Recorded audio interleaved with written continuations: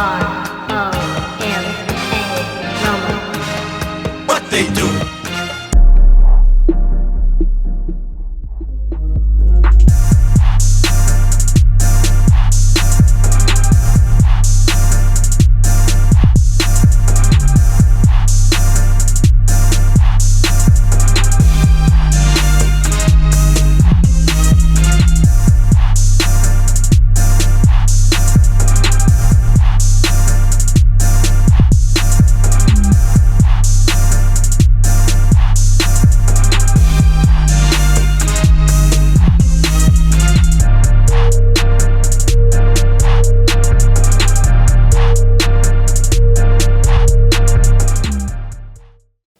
What's up, everybody, and welcome to another Molo in the City podcast. I am your host, Moshua L'Oreal, aka Molo, and of course, we are your hub for all things fashion, music, art, and entertainment. Keep you up on all the people you need to know and places you need to be in and around the city. And today, I am very excited to introduce you to celebrity stylist Mr.Fearful. He's the bomb. I can't wait to talk to him, as well as my girl, singer, songwriter, Kelsey, Nykole. So we'll get right into the interviews a little bit later. But first, I gotta catch you guys up on all the things that happen in entertainment this week. Starting off with new music. I am so excited because my boy Kanye dropped 2 new tracks on us this past week. One featuring Ty Dolla $ign, one featuring K-Dot, Kendrick Lamar. So that's off the chain already. And then he announced that he's gonna drop his Swish CD on February the 11th. So that's gonna be right in time for Valentine's Day. So you gotta be sure to cop that one.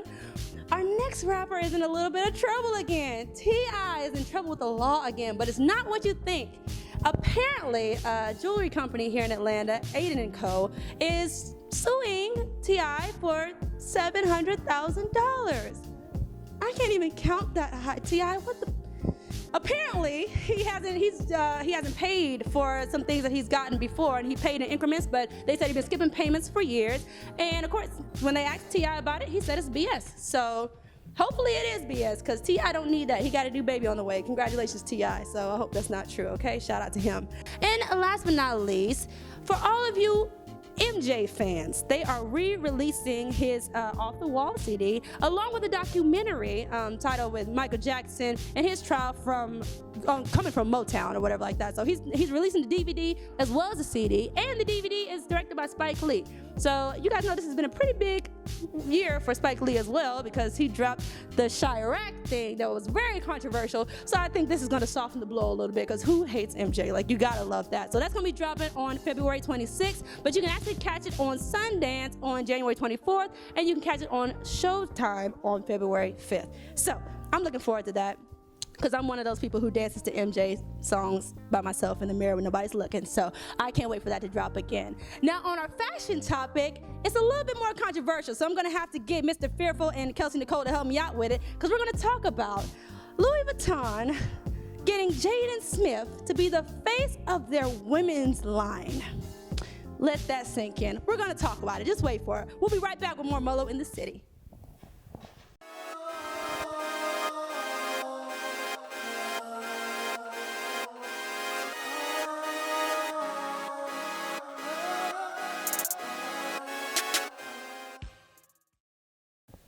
Hey, city people, and welcome back to Molo in the City podcast.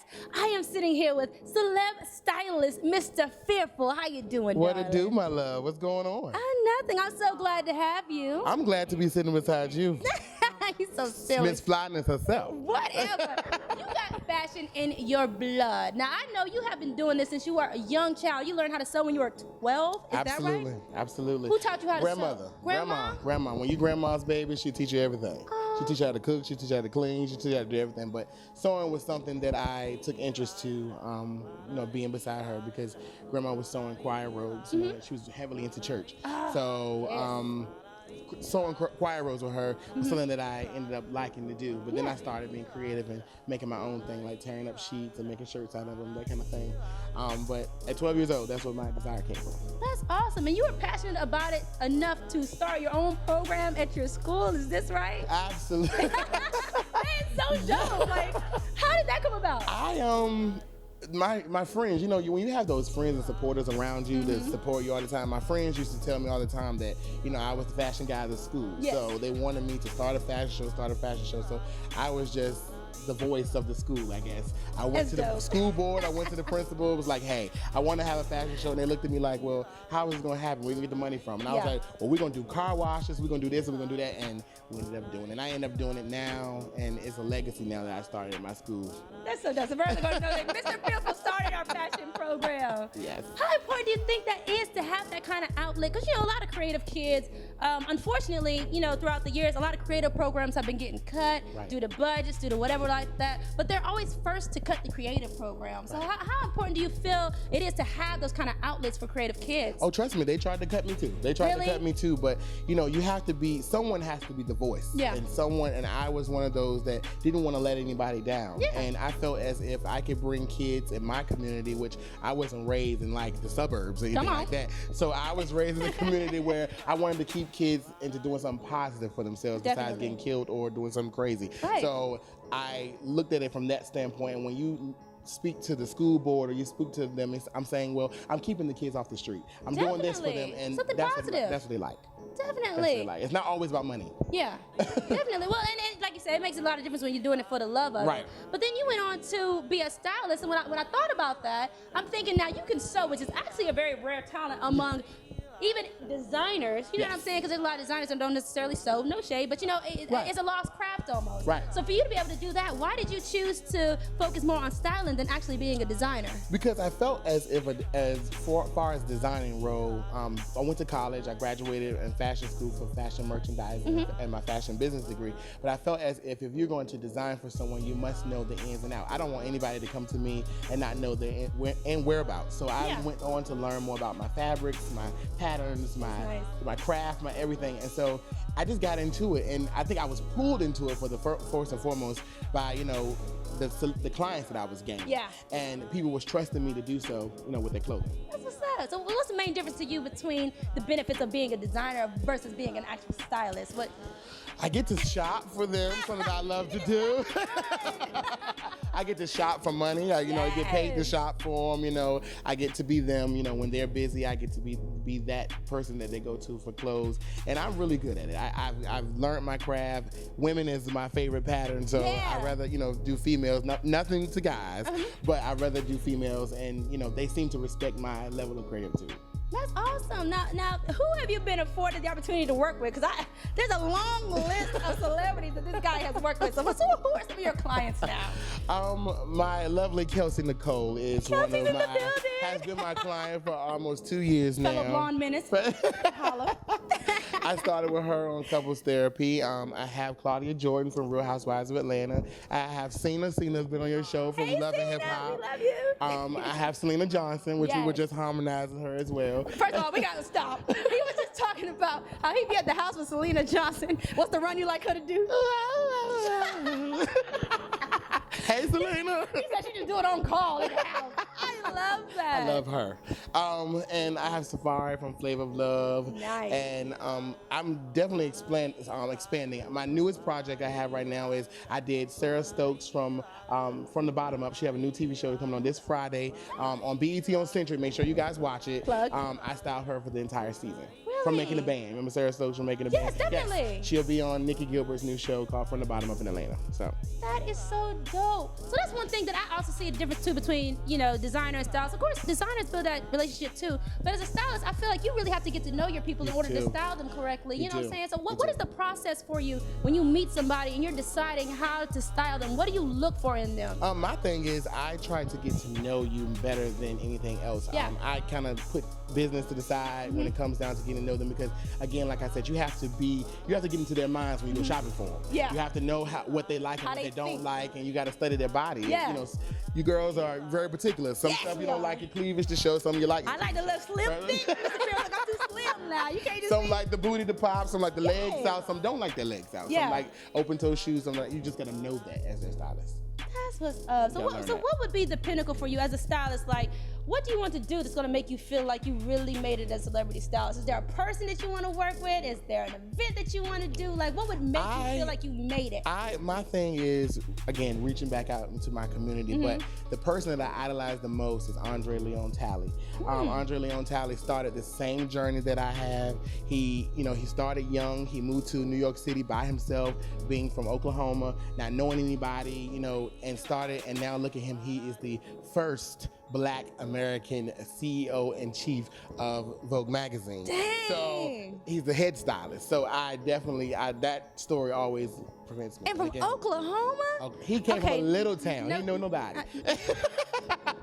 I don't know how this is gonna sound, but I didn't even know there was Black people in Oklahoma. Like, that is, I'm just kidding. But no, but coming from small cities like that and doing something big. And I'm from like Virginia. I'm not saying my city is small, but DMV, again, Maryland. Hey, but it's not nothing that's on the map for fashion. Yeah. And I came here again at 22, not knowing anybody, and I started from there. And in 5 years, I look at from where I started to where I am now. It's definitely a push that I always tell anybody. And my thing is now to reach out to those students at AIU, and I mentor there and tell them, keep going and pushing for your dreams. Definitely. And like you said, you've been heavily inspired by different people in the music, fashion industry and things like that. But now you've gone on to be an inspiration yourself. And I know that you participate in a lot of speaking engagements and things like that. So what do you do for those? Who do you like to talk to? What's your target audience? I always first and foremost give back to my LGBT community. First and foremost, the AIDS community.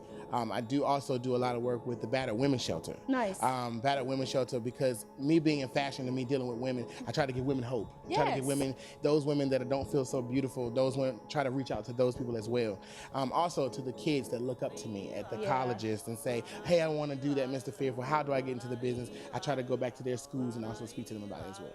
That is so dope. So let me move on to what you got popping right now. You already had an incredible journey, but you were telling me about a major event that you have coming up. Yes. E3 Magazine is having the Spirit of Excellence Awards this upcoming February 19th and 20th. Major. I and Selena Johnson will be hosting the fashion show portion. I am actually the executive producer this year of the fashion show. Come on, Fearful. So it's my vision kind of thing going on. So I want everybody to come out. The tickets are $35. VIP is $55. The red carpet will be there, but we have celebrities. Kiki Wyatt to be in the building. Kelly Rowland, Jesus, wrong person. Kelly Price to be in the building. Kelly Price to be in the building. We have a plethora of people to be the MC Lights and the DJ. It's so many people are going to be in the building this year, and I'm ecstatic that they chose me to be the EP. That is so dope. Oh my God. And being in Atlanta, that's one thing about being in Atlanta is I know that you could build some major connections and you keep running into these people. It's a wide circle. To me, I always say it's a big world, but it's a small city, But you run into all these people and you build these relationships. So how would you say important it is, or how important is it to build the relationships as far as any career, whether you're doing your fashion or anything like that, but building the relationships and building the reputation? How important is that? To me and to everyone else, I tell them the same thing. Loyalty is key. Yes. Loyalty, it has to start there, and I'm a big stickler on that. And my clients, each girl that I name to you that I style, they are very loyal to me. They won't let nobody else style them if I'm not there. They call me if I'm not in town. Yeah. That's what kind of thing it is. And you have to build that kind of trust and loyalty with that person and the client that you have in order to proceed in life. And they'll have your back when you're not around. Promise you they will. That is so dope. So last but not least, because we are in a techno age, I want to know, how do you utilize all this social media and stuff like that? That's what we live on now. So how do you utilize the social media, the technology in order to progress in your career? How does I guess they would call me grandpa because I don't have Snapchat. I don't even have Twitter. I just got one. I hate Twitter. I don't get Twitter. I don't have one either. Twitter, but I love Instagram. I love Instagram and I love Facebook, so I will utilize those two. But the other ones, I'm not too fond of. What's that song? What's that song? Sliding your DMs. Right. It goes down in the DM. You see that? He's been around Selena Johnson too long. Mr. Fearful, if somebody want to get in touch with you or utilize your services, how can they find you? You guys can find me on Instagram at Mr. Fearful. That's MrFearful with no period. And then my business page is Fearful Styling Closet, and closet is with a Z. And you can also find me on Facebook at Fearful Clothing Riddick. It's my last name. I love it. So there you have it, guys. Mr. Fearful, who is actually fearless if you look at his style of fashion. He is always on point. He's always such a beautiful spirit. Thank you so much for coming. Thank you so much for having me, guys. I really appreciate it. Anytime. And if you ever need a host for any of your shows, Molo is in the building. holla. We'll be back with more Molo in the city.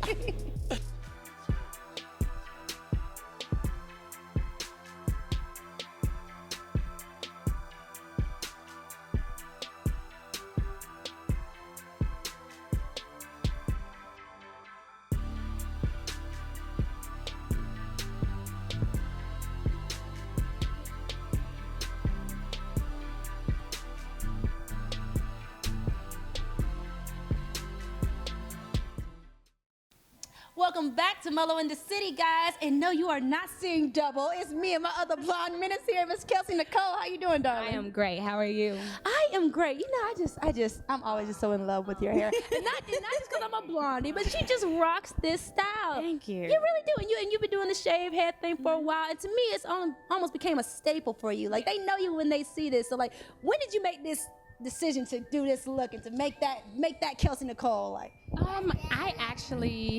I had a dream about this hair. Did you really? About the signature in particular. She had a weave vision. I did. Understand me? I did. And the next day, I went to the salon and I got it all done up, nice and perfect. And I went out that night for a friend's birthday party. Yeah. And I mean, everybody went crazy. So. Shout out to all the healthy blondes out there. Yes. and I know you're doing so many big things now. You're doing the modeling, you're doing the singing, songwriting. But just like we talked about Mr. Fearful, you come from humble beginnings as well. Absolutely. And you were raised by a single mother of 10, is that correct? Yes, my mother has 10 kids, and she was a single mother, and very humble beginnings. So when your siblings are seeing you out here on TV and stuff like that, like what is the conversation at home? What are they always giving you advice? Are they always watching out for you? Are they worried about you? What's the family life like? Definitely a little worried, but they're proud. I think they're pretty proud of, you know, the fact that I left home, you know, with a little bit of nothing, just knowing that I had, you know, this aspiration and this dream that I had to pursue outside of my city, you know, and I left on my own and I'm making it happen. I came down and I wasn't, you know, lollygagging and getting lost in the sauce. I kept my focus and I made things happen quickly, you know what I'm saying? And that let them know that I was down here really, really on a mission, and I was really focused, and I was really gonna better myself by being here instead of being there, you know? So, and I have, and I've stayed consistent in my growth and my progression and my building of my name and my brand, and I would say by now they're proud, you know. That's awesome, man. Thanks. What were some of the things you feel like you've overcome now from even being on the show, or just whatever, the therapy, just from learning, being in the relationship? What are some of the things you've overcome? The fear of, you know, giving love a chance. Okay. You know, once you've been hurt so many times, you've been screwed over, you're like, you know, F love after a while. You know what I'm saying? Like, I don't want to go through that pain. I don't want to be the bitter girl. Yeah, you know? And it's just like, and now I feel like saying F love is like saying F God. You know what I'm saying? And I would never. That's deep, honey. Yeah. Say that again. F love is like F God. That's deep. Yeah, though. and I just feel like if you, I quoted and tweeted, if you have a fear of, if you let the fear of love keep you from, if you have a fear of love of somebody, you'll let the fear of love keep you from finding somebody to love. Damn, Mike. That's deep though, for real. Yeah, I've overcome, you know, just not wanting to pursue the love that I know I deserve. Yes. The love that a woman desires from a man. You know what I'm saying? Definitely. Like, and that's why, you know, I've been in the dating field and I've, you know, just kept my heart open to, you know, really finding that somebody that I think, you know, is my match. So. Definitely. Well, I wanted to get your opinion on something that's been, it was a little bit more popular last year. I kept hearing about this thing. Have you ever heard of a hall pass? I did. Hold on. Okay, so these women were saying, now, of course, you said you didn't have the mentality, and that's a beautiful thing, but they were saying, you know, at some extent, they expected their men to do certain things, and there was this trend going on around Hollywood talking about a hall pass, which is the premise that you give your man a week or a long period of time where he can just go out and be single, and then he can come back. So it's a hall pass. What is your thoughts on this concept? I absolutely disagree with the hall pass. If you get a hall pass, I get a hall pass. Listen. And a man is not gonna allow that. So it's like if you feel like you need a hall pass, you want a hall pass, you want me to give you permission to do me dirtball, on to the next. Right. No, I'm good. And my whole thing is, listen, I ain't had a hall pass since I was in elementary school. So you quit being childish. You don't need no damn hall pass. Right. Well, moving on to music. Because even after that, you got to pursue your music a lot more. That gave you kind of a little bit of exposure to where you can pursue what you really wanted to do. Even doing reality TV, sometimes people have these feelings like, there are certain things that are portrayed that weren't really me, you know, that kind of thing. So did you deal with any backlash from being TV? Is there anything that you feel like just wasn't a representation of you, that maybe have been misinterpreted, that you, any regrets, any of that? The one thing I think I regret the most is not being ready to display my abilities musically as much as I could while on camera. Right. I think, you know, I was so focused, and it wasn't about the music, you know what I'm saying? It was about the relationship. It was about the growth. It was about really, you know, getting to the nitty gritty of whether or not me and him were going to continue with what we were dealing with. But your heart is clearly in music.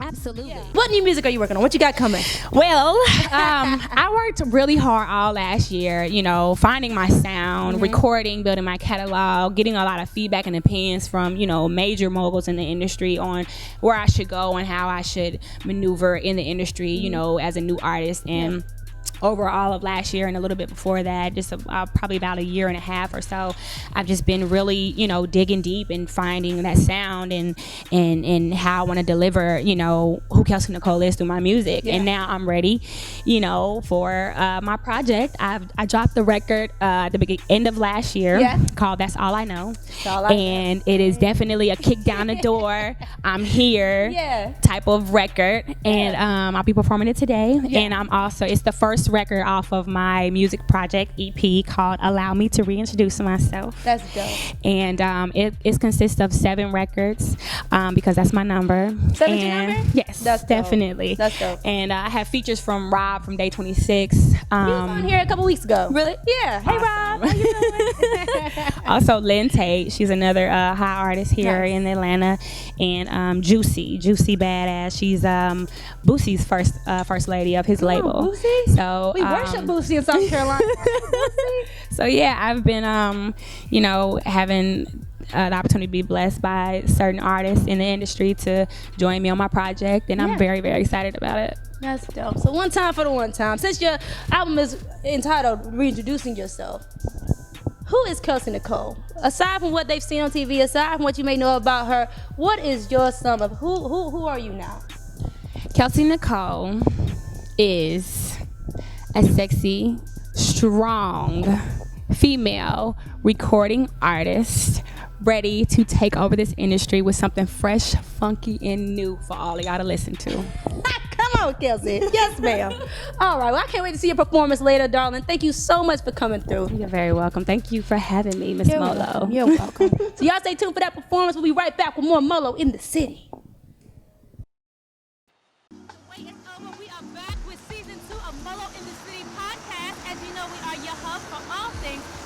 Music, art, and entertainment. So tune in every week, follow us on social media, and log on to our YouTube. We're in the city.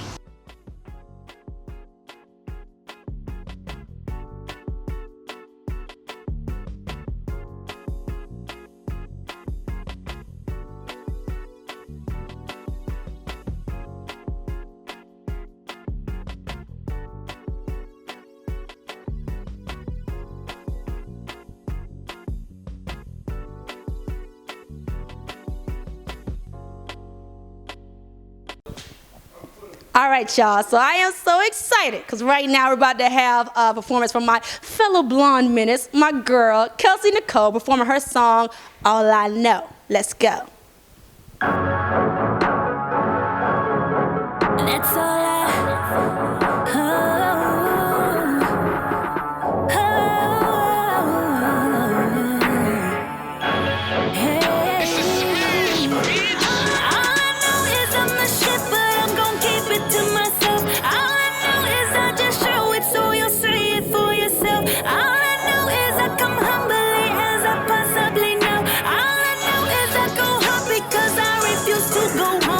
I know is I ain't going back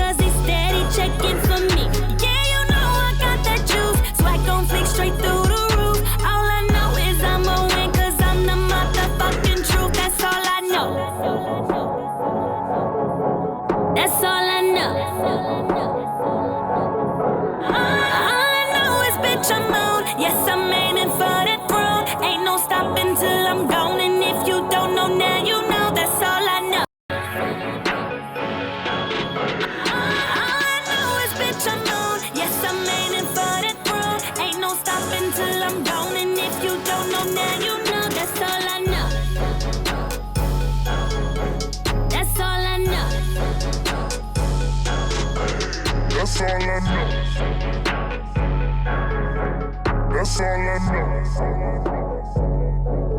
All I know is I'm the shit, but I'm gon' keep it to myself. All I know is I just show it, so you say it for yourself. All I know is I come humbly as I possibly know. All I know is I go home because I refuse to go home.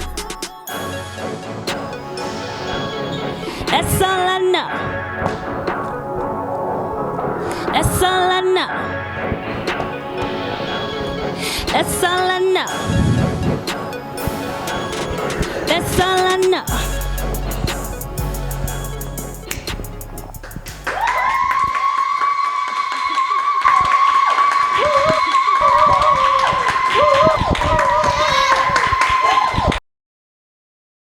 Thank you guys so much for tuning in today. This is such a dope episode. I have to thank my guests so much for coming through. My girl, singer-songwriter, Miss Kelsey Nykole, blonde minute. She's so fabulous. I really enjoyed her story.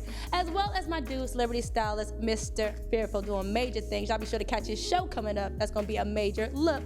Also, thank you to my sponsor, Dragon Tattoo, who always holds us down. So if you need some ink, be sure to go to Dragon Tattoo. As well as Suede Lounge and my favorite Purple Wall. Me and Mr. Fearful had a full conversation about this. This purple wall is everything, so I really appreciate that. It looks good on everything.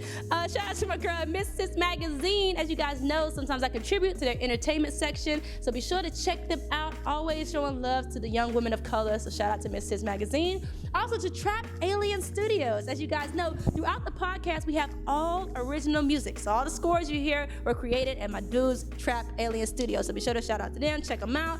Also to Retire Rich Clothing. If you guys want to get any of my logo tees, be sure to check out Retire Rich. They do all of my shirts. Go and get you one. Also to Scales 925. As you guys know, I host there each and every Tuesday for the Real Love Music Experience. So all of you guys who love 90s and 2000s R&B, it's live singing, live band, it's off the chain. We do trivia for free drinks. I love to drink. I'm giving away drinks. Be sure to come out, and it's free. So every Tuesday night, all right? It's Scales 925. Also, thank you to my entire staff who always hold me down. I appreciate you guys so much putting up with my ADD and hyperactivity. I really appreciate it. And also, guys, throughout the show, you've seen the commercials and the ads. If you guys want to have your commercials or ads put in the show, please email us at inthecitypodcast@gmail.com. I also have to give a major shout out to all the designers in the city. Now, listen, I do a lot of events or whatever. If you want Molo to rock your fashion, just email us at inthecitypodcast@gmail.com. If you're a singer, performer, anything along those lines, please send your EPK and detailed bio. And if you guys do anything else creatively, please send your detailed bio and picture to inthecitypodcast@gmail.com.